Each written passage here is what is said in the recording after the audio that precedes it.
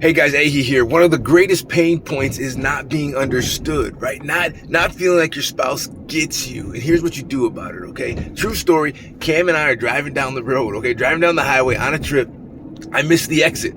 I drive by the exit that we're supposed to get off on. She takes offense to that, and I take offense to her taking offense about it, and game on, right? Been a long road trip. Things were going crazy. We start talking, we start arguing, right? And both of us are trying to get our points across, trying to get our side across, trying to get the other person just to understand us. We were trying to do something I call mutual healing. Mutual healing. In other words, both people coming to a sense of peace at the same time. Here's the thing, guys. Doesn't work. Does not work. Don't try it, okay? Healing in marriage happens one person at a time, especially when it comes to communication. So what do we do about this? Here's what we do. You take turns. I know it's simple. It's the simple, hard things, right? It's the easy little things. You simply take turns when it comes to any type of hard communication deal. You're not both going to get to okay at the same time. Stop and focus on one time. Did we do this? No, we didn't do it. We didn't know the tools. We didn't have the strategies. And even with the strategies, sometimes you won't do it, all right? But what we're looking for is to up the percentages of doing it right. So here's what you do. So instead of trying to both heal at the same time, both get your point across, make a declaration of who you're going to work on first. Like, hey, I'm not understanding your position yet.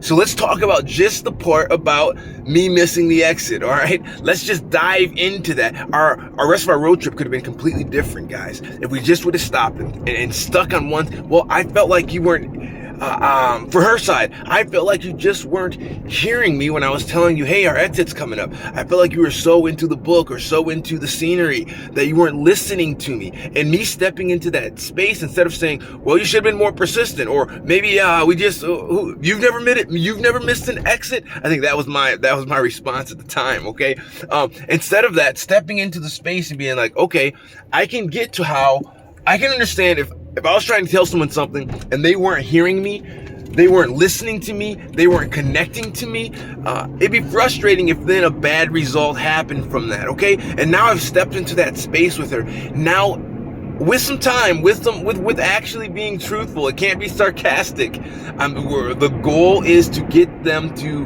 normal, to get them to being heard. Even if I don't agree, I can at least see, hey, if I was in your shoes, I can see how that could be frustrating, or how that could feel like an apology is needed, or something along those lines. Are you tracking with me? I hope so, guys. Hey, always, as always I say, like it if it's valuable. Drop a comment if you have a situation where you got into something similar to one of these videos. Let me know about it so I know what kind of content helps. So slow down, one person at a time.